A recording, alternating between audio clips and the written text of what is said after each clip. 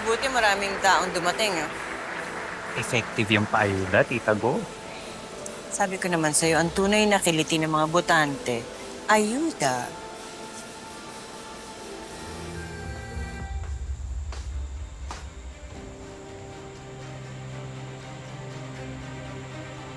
Rambo? Rambo, anak? Saan kaya nagpunta yung batang yun?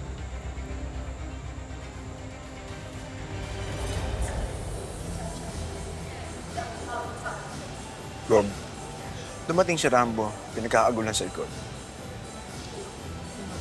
Nakalabas na pala ng ospital yung batang matandang yan. Jerry,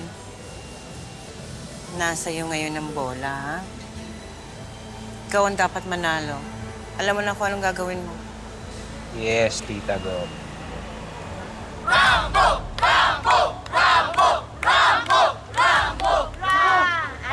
Bakit ka nandito? Nak, mahina ka pa! Nay, ano po ginagawa niyo dito?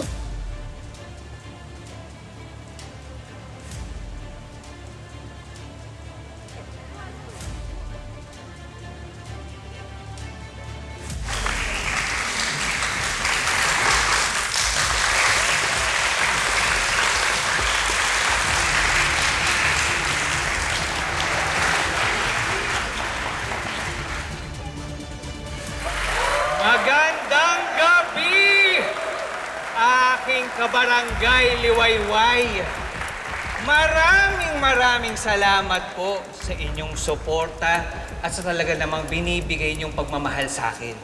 Malapit po kayo lahat sa puso ko. Mga kabarangay! At sana po sa halalan nito ay ako pa rin. Ako pa rin ang inyong iboto. Huwag niyong iboto yung isang pitik lang. Aba, pinaglalamayan na! Kilala naman po natin kung sino ang tinutukoy ko. Ako ba ang pinaparinggan mo, Kap? Boy ka pa pala? Oo naman, Kap. Mas malakas pa ako sa 10 kabayo. 20 pa nga eh. Hindi ba patay ka na? Yun ang pinakalat mo. Kasi fake news lang alam mo. Kaya fake rin ang pinapakita mo sa mga tao.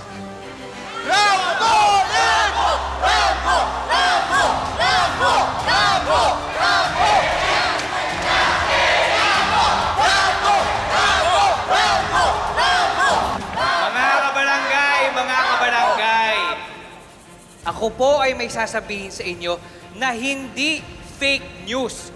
Gusto niyo po bang malaman? Gusto niyo po bang malaman? At tungkol lahat sa'yo to, Rambo.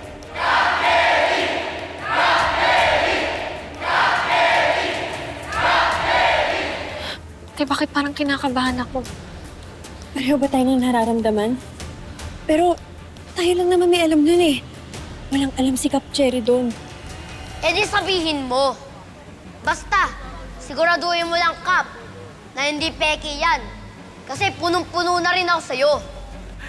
Mga kabarangay, ang pamilya po namin ay hindi naniniwala at nakikinig sa fake news. At wala rin pong fake sa pamilya namin. Sa inyo, Rambo, wala bang fake sa pamilya nyo? Oo naman, totoo kami lahat sa isa't isa. Sigurado ka? Sigurado ako, Kap. 101%.